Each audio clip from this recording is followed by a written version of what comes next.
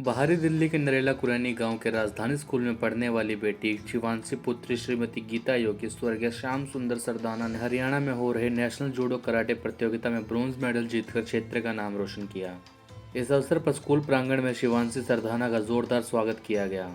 वहीं उन्हें बधाई देने नरेला एमसीडी जोन जिला उपायुक्त वीर सिंह यादव, अर्जुन अवॉइडी व वार्ड नंबर 2 निगम पार्षद दिनेश भारद्वाज, वार्ड नंबर 3 निगम पार्षद नेहा मिश्रा, नरेला विकास संगठन महासचिव ND Arora, dream social welfare कौशल विकास संगठन एनजीओ मुख्य संरक्षक Anil Arya, Shiv Kumar Yogi, talent of India news and talent of India trust राष्ट्रीय अध्यक्ष रोहतास सिंह योगी व सभी आए हुए अतिथियों का पुष्पमालाओं से स्वागत स्कूल चेयरमैन हाजी अब्बास अली, स्कूल प्रिंसिपल वसीम अब्बास अली के द्वारा किया गया। मेरा नाम गीता शराधना है sir.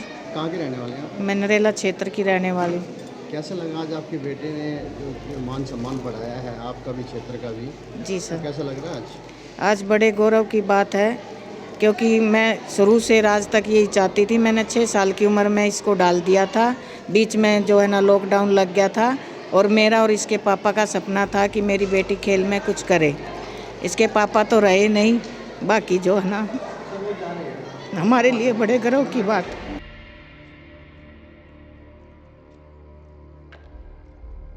My name is Joginder Singh, coach Haryana Samalkha से है।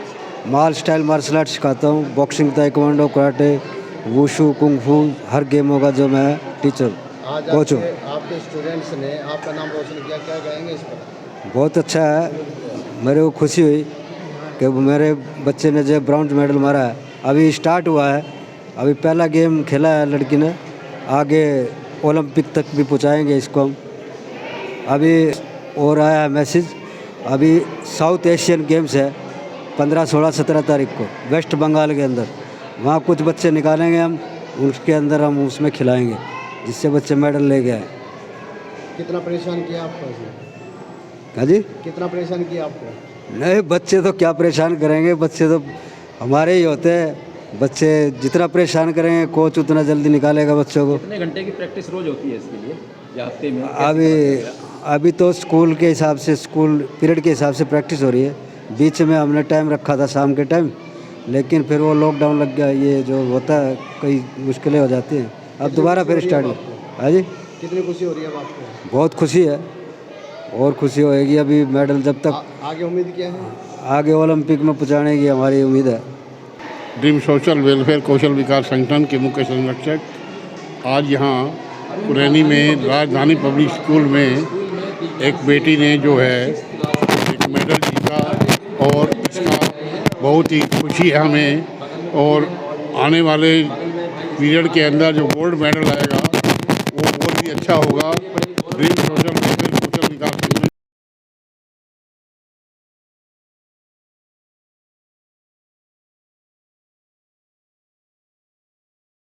हूँ और आज हम पहुँचे हैं राजधानी पब्लिक स्कूल कुरैनी के अंदर, जहाँ से हमारे क्षेत्र की बिटिया है दीपांशी, वो खेल में गोल्ड मेडल लाई है, किया गया है।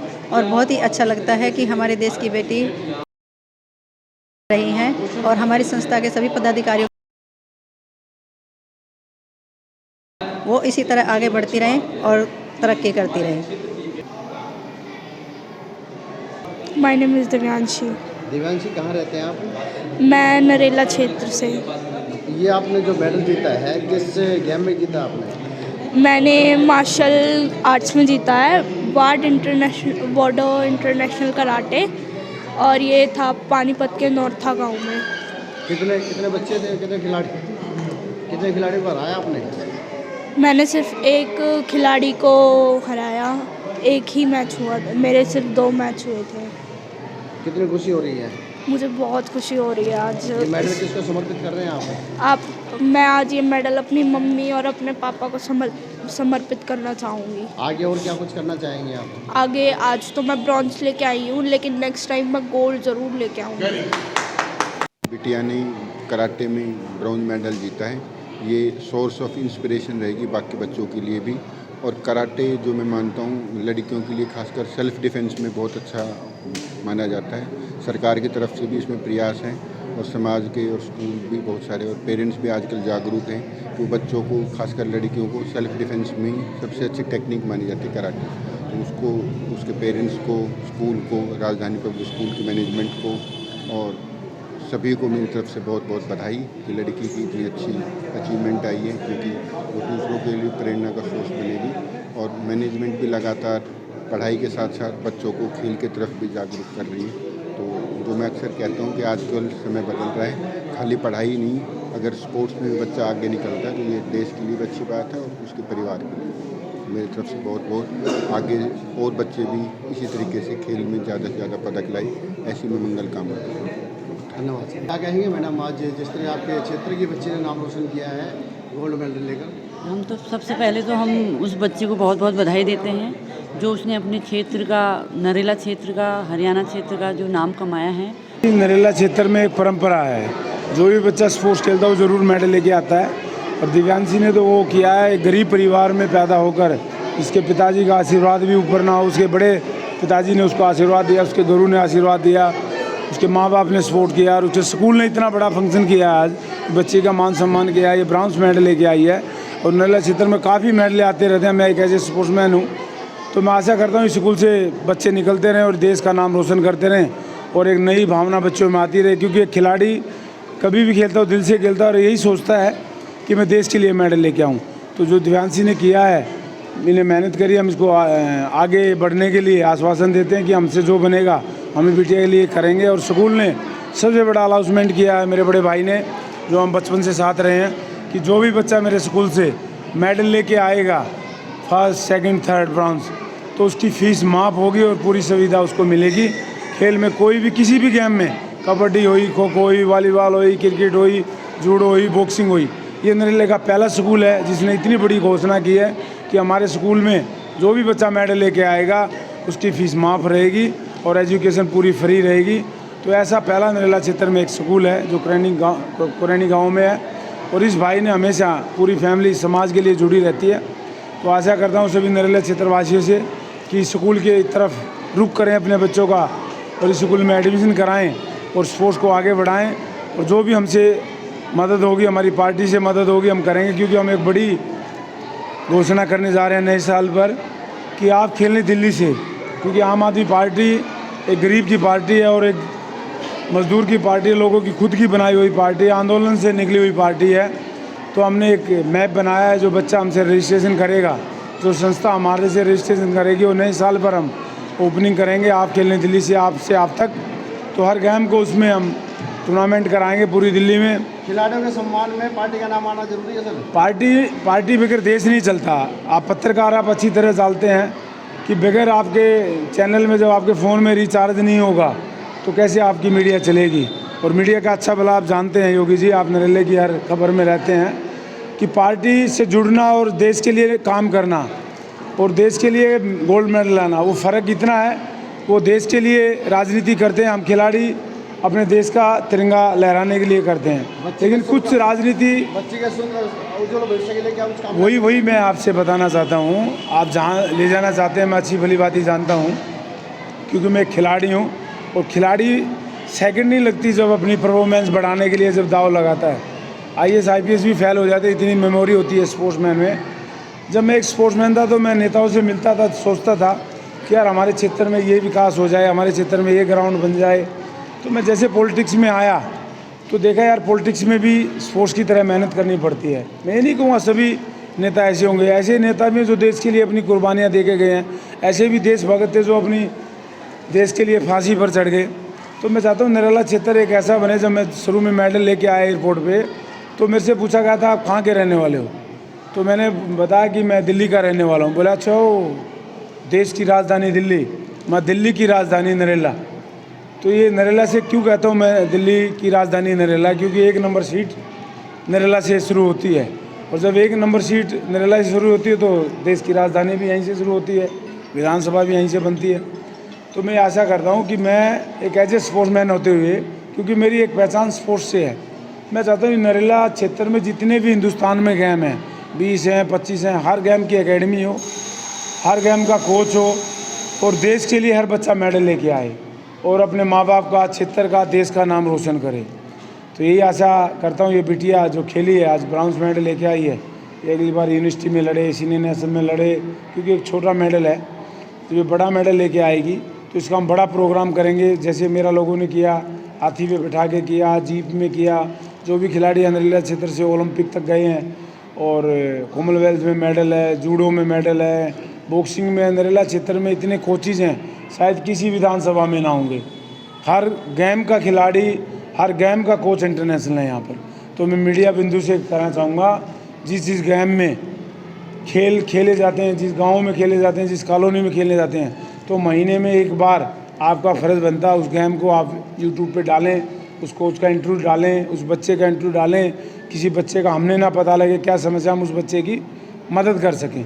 और खेल के लिए आप ज़रूर आवाज़ उठाएं, इधर उधर की बातों को छोड़कर एक स्पोर्ट्स पे और नरेला क्षेत्र में जो कार्य ज़रूरी हैं उसके लिए काम कराएं। मैं कुछ मीडिया को देख रहा हूँ इधर उधर भाग रही है, तो मैं कह रहा हूँ जो मीडिया का काम है एक सच्चाई दिखाना और क्षेत्र की समस्या दिखाना, ये सबसे पहले उसका प्रायोरिटी बनता है। क्योंकि एक मीडिया वाला एक भगवान की तरह होता है और वो भगवान की तरह एक सच्चाई की लड़ाई लड़ने वाला होता है। जैसे हमारे जज साहब बैठे रहते हैं कि भाई एक सच्चाई की जीत होनी चाहिए, तो मीडिया भी उसी माध्यम में आती है। मीडिया भी एक स्पोर्ट्स का माध्यम है, क्योंकि मीडिया बगैर देश नहीं चल सकता। आज का ये कल्चर बन चुका है, फ़ोन आ चुके हैं, सुविधाएं बढ़ चुकी हैं।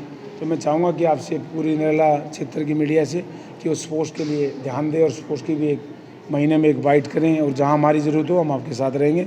और इस स्कूल को भी, इसके गुरु को भी, इसके टीचर को भी बहुत बहुत बधाई। आप लोगों ने अपना कीमती समय मीडिया वालों ने निकाला, इनका भी बहुत बहुत धन्यवाद। हमने अभी पिछले लास्ट ईयर से ही हम ज़्यादा स्पोर्ट्स की तरफ हुए हैं। हमने ये सोचा कि पढ़ाई तो बच्चों की चल ही रही है, एक्स्ट्रा बच्चों के अंदर क्या ऐसी चीज़ आनी चाहिए कि बच्चों का इंटरेस्ट के, क्योंकि कई बार क्या होता है कि हम पढ़ाई करते जा रहे हैं और इंटरेस्ट हमारा कहीं और है और हम क्या बन गए हमें कुछ खुद नहीं मालूम होता है।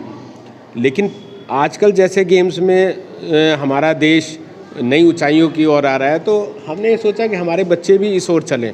और वाकई बच्चों में जब हमने देखा तो बहुत बच्चों में ये प्रतिभा बाहर निकली।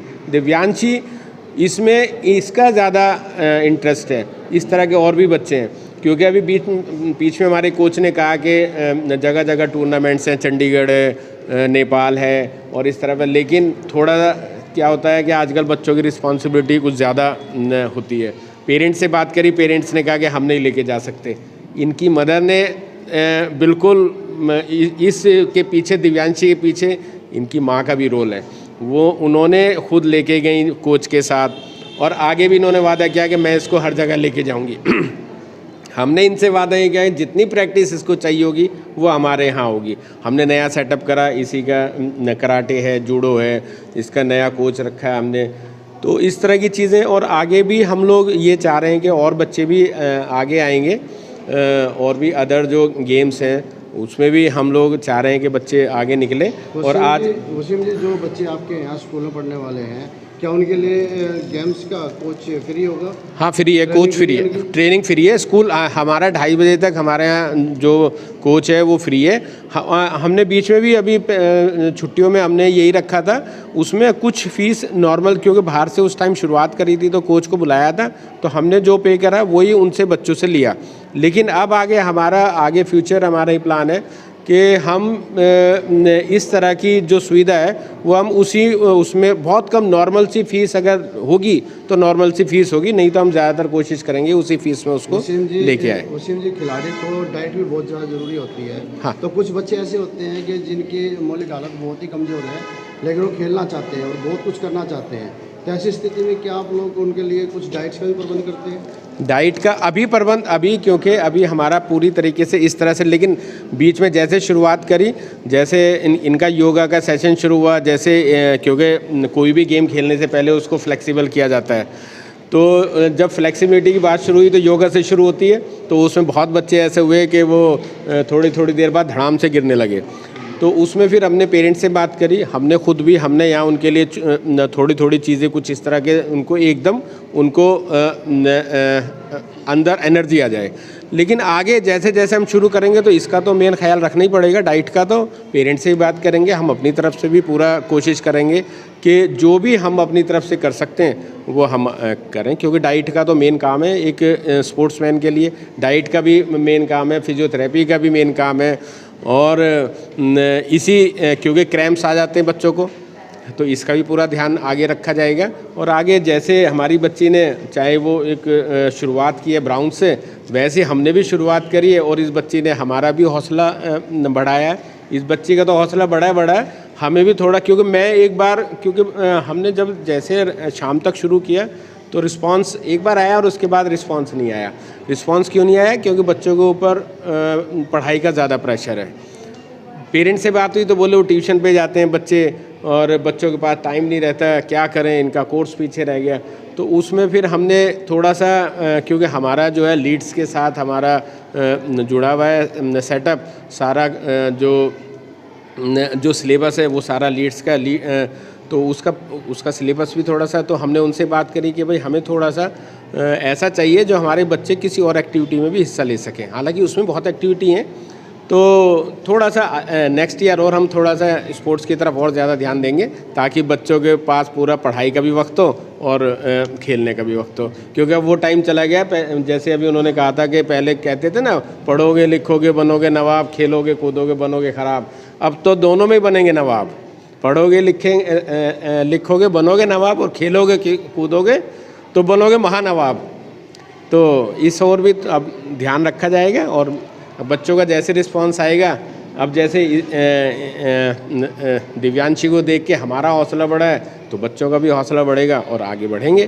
तो हम कोशिश और बच्चे भी निकलें और इस देश का नाम ऊंचा करें। धन्यवाद।